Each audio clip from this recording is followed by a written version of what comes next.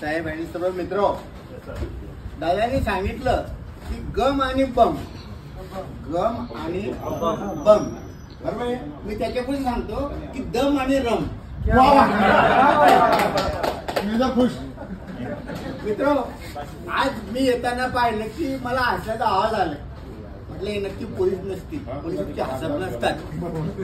पण म्हटलं की मोहसिन दादा आहे तर नक्कीच पोलीस हसत असतील, पोलीस असतील.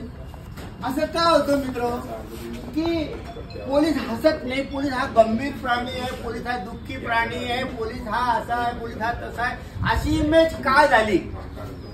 कारण काय, आपल्या डोक्यात, आपल्यामध्ये तुम्हीच सगळे पब्लिक, सगळे माणसांच्या डोक्यात काही समज आणि काही गैरसमज असतात. पहिला गैरसमज असा आहे, काही गैरसमज पहिला गैरसमज आहे की मला देवाने काहीच दिलं नाही, मला काहीच मिळालं नाही, मला निसर्गाने काही दिलं नाही, मला परमेश्वराने काही दिलं नाही, असं हा पहिला गैरसमज आहे मित्र. इकडे लक्ष द्या प्लीज, कारण मला आहे ना चौथी मत्सर शब्द माहिती का तुम्हाला? चौथी मत्सर माहिती का तुम्हाला? हा चौथी मत्सर स्त्रियांना असतो. तुम्ही असं बोलू शके मला पण चौथी मत्सर आहे. चौथी मत्सर म्हणजे काय? बायकोला असं वाटतं की नवऱ्याने दुसऱ्या बाईकडे पाहू नये, बोलू नये, तिच्याबरोबर भेटू नये, बोलून याला चौथी मत्सर म्हणतात. पूर्वी 2 बायका असतात आणि चौथी मत्सर आलेला, आता 2 बायकांचा परवानगी नाहीये.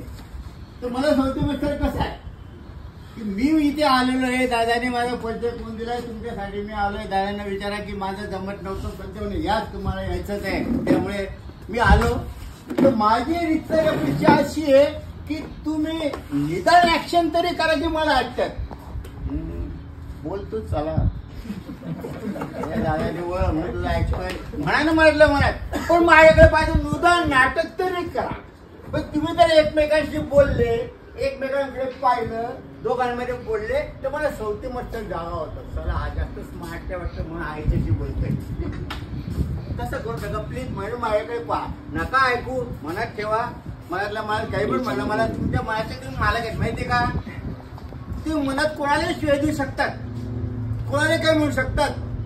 समोर बसून, त्याच्या समोर बसून मनातल्या मध्ये काही बोला ना तुम्ही. हा काय साहेब कसं काय तुमच्या माणूस नाही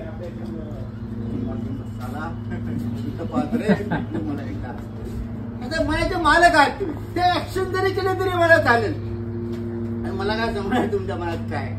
तर मित्र, आपला गैरसमज काय की मला परमेश्वराने, देवाने, जो कोणी असेल त्याने काहीच दिले हा सगळ्यात मोठा समज. वर्ल्ड हेल्थ ऑर्गनायझेशन ही संस्था जगातली आहे, ती अशी सांगते की प्रत्येक मनुष्य प्राणीला 12 करोडची प्रॉपर्टी आहे. तुमचे डोळ्याची किंमत काय आहे, तुमच्या हृदयाची किंमत काय आहे, तुमच्या लिव्हरची किंमत काय आहे, तुमच्या सगळ्याची आवडची किंमत काय, 12 करोड जर तुम्हाला दिलेले आहे तर तुम्ही कसं काय समजता की मला काहीच मिळालेलं नाही?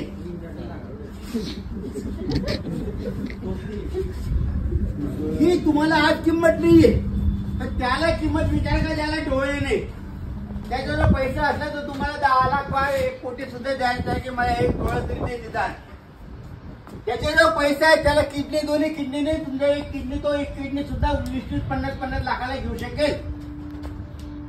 आपल्या जवळ जी असतं त्याची आपल्याला किंमत नसते.